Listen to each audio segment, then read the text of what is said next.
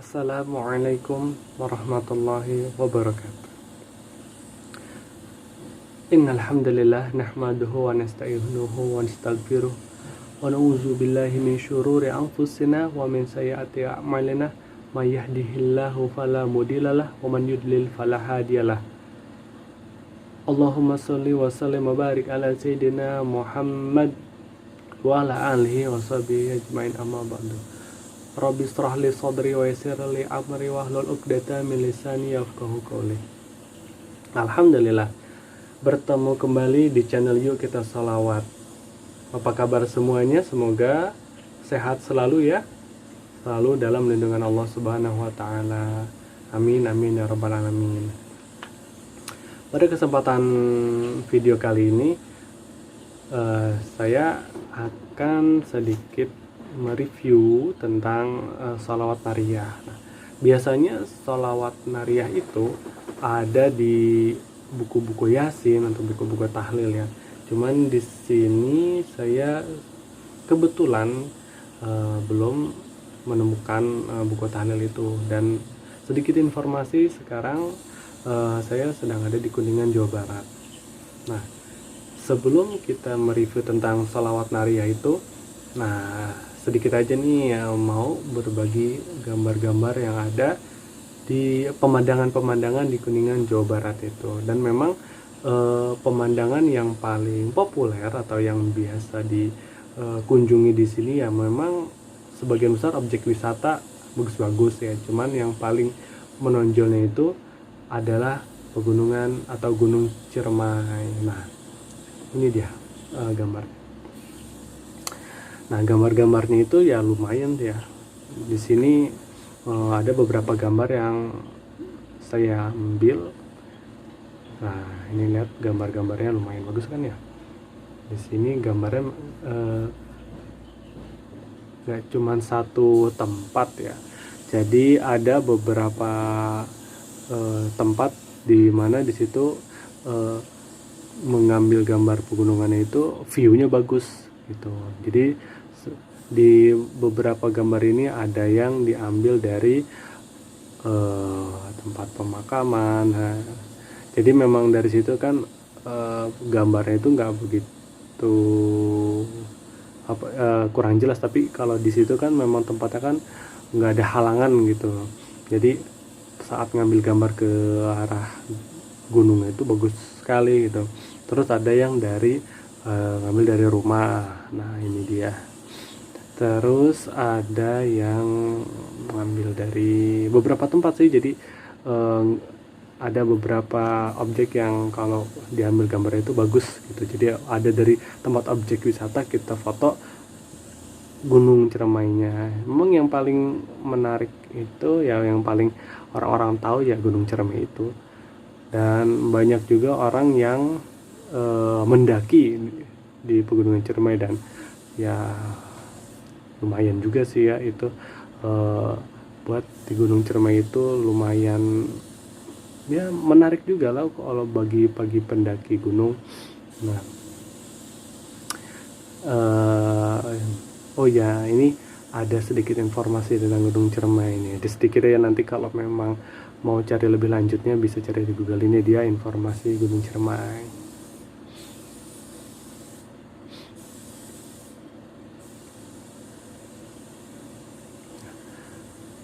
Masya Allah ya, ternyata Gunung Ciremai itu punya informasi yang begitu unik dan juga termasuk gunung yang luar biasa, ciptaan Allah yang maha indah.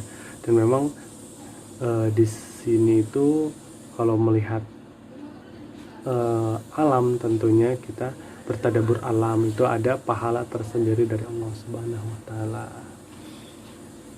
Oke, sekarang kita lanjut untuk membaca salawat nariyah.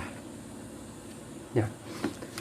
Bismillahirrahmanirrahim. Innallaha wa malaikatahu yusholluna 'alan nabi ya ayyuhallazina amanu shallu 'alaihi wa sallimu taslima. Allahumma shalli wa sallim wa barik 'alaihi wa 'ala alihi. Bismillahirrahmanirrahim.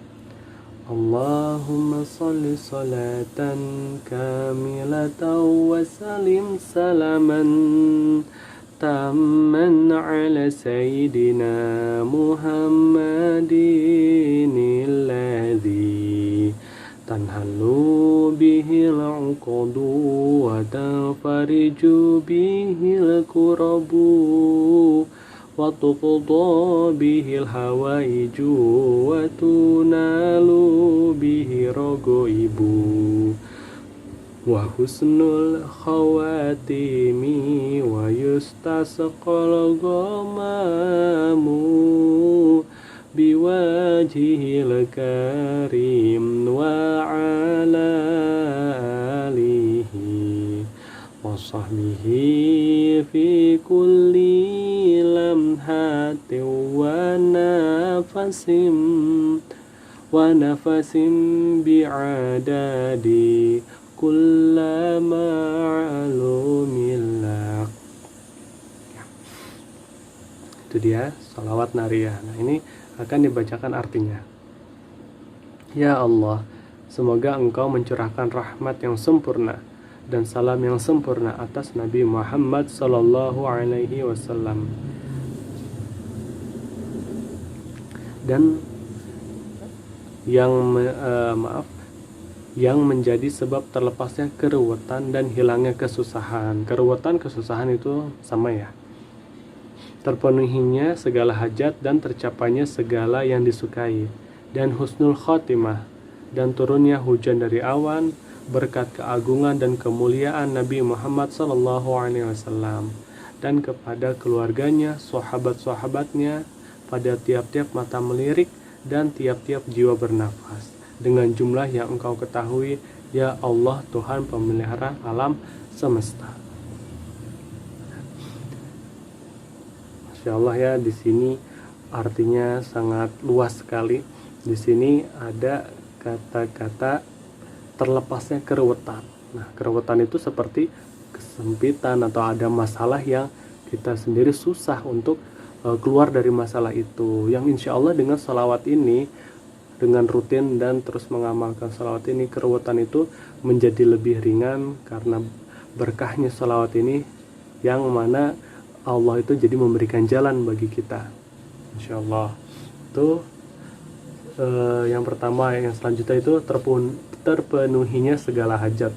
Pasti setiap manusia itu mempunyai hajat yang mau dicapainya.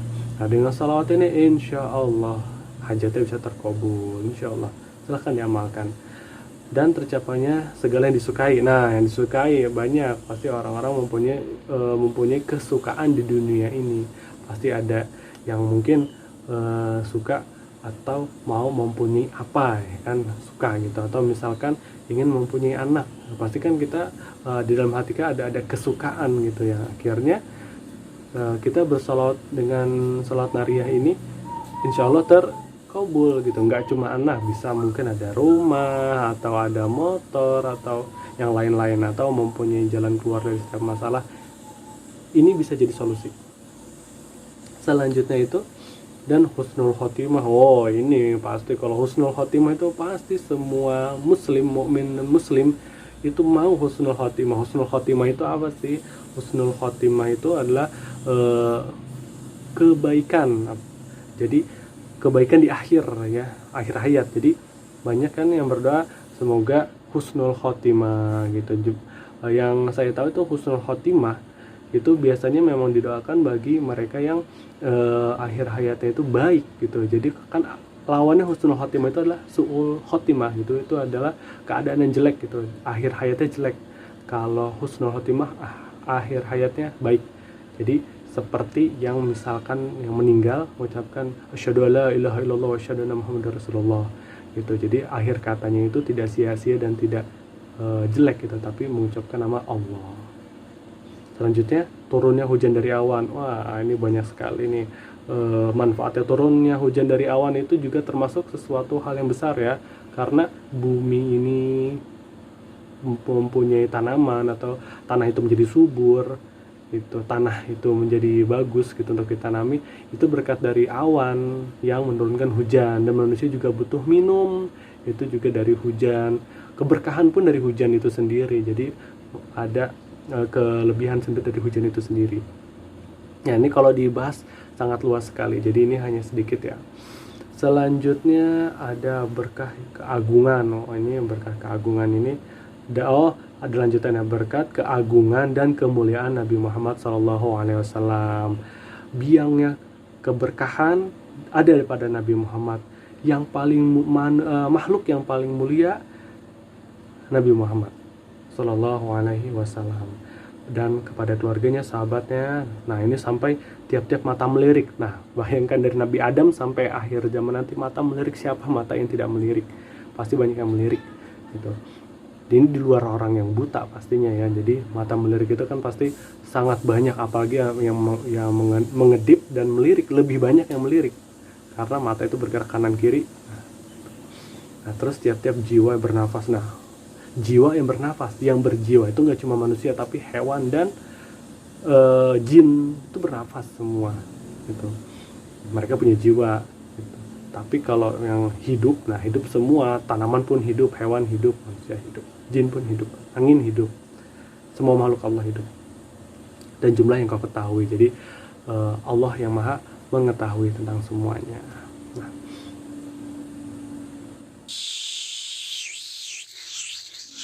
Nah, selanjutnya itu fadilahnya. Nah, salawat nariyah ini unik ya. Ternyata di sini tuh ada yang menyebutkan kamilah. Kamilah itu dari kata sempurna, jadi salawat yang sempurna. Dari kata kamil.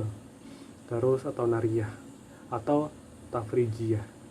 Nah, fadilahnya itu besar sekali ya bagi siapa yang mengamalkan bacanya dengan cara yang telah ditentukan. Jadi ada dua nih di sini. Ada dua di buku ini disebutkan ada dua. Yang pertama, jika seseorang mempunyai hajat yang besar maupun yang kecil, di mana hajat itu agar benar-benar dapat sukses dan tercapai secara gilang gemilang, bahasanya gilang gemilang, hebat ya. Maka bacalah salawat tersebut sebanyak 4.444 kali. Ini kalau di kamera ini, karena pakai kamera depan, ini jadi seakan-akan pakai tangan kiri, padahal ini pakai tangan kanan. Nanti kalau memang bisa diedit, nanti semoga bisa diedit ya. Jadi bisa di di rotate apa ya kalau salah namanya itu. Jadi yang ini sebenarnya tangan kanan, bukan tangan kiri. Mohon maaf kalau misalkan di video ini tidak sempat diedit. Lalu mohon dikabulkan hajatnya, maka berkah fadilahnya insya Allah dapat berhasil. Yang kedua, selain itu juga mempunyai faedah yang besar sekali, yaitu untuk melambangkan kesempitan. Melapangkan kesempitan itu besar ya, luas juga itu artinya. Melapangkan kesempitan itu berkaitan dengan hati, dimana yang merasa kesempitan itu bukan badan yang kesempitan di tempat yang sempit, bukan. Ada yang lebih sempit daripada itu. Apa sih yang lebih sempit daripada itu? Hati.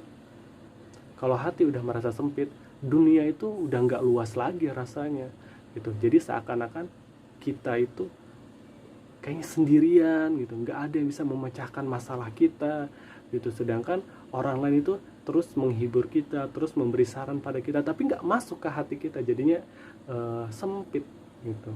Seandainya kita mau menerima saran dari orang lain, atau kita jangan terpaku dengan prinsip kita, dengan ide-ide kita, dengan pemikiran kita, sehingga orang yang memberikan masukan itu malah jadi nggak masuk ke diri kita. Jadi yang dimaksud dengan melapangkan kesempitan itu berkaitan dengan hati. Kalau memang misalkan kita mengalami hal tersebut, ya bisa membaca sholawat apapun boleh dibaca, insya Allah bisa meluaskan hati kita.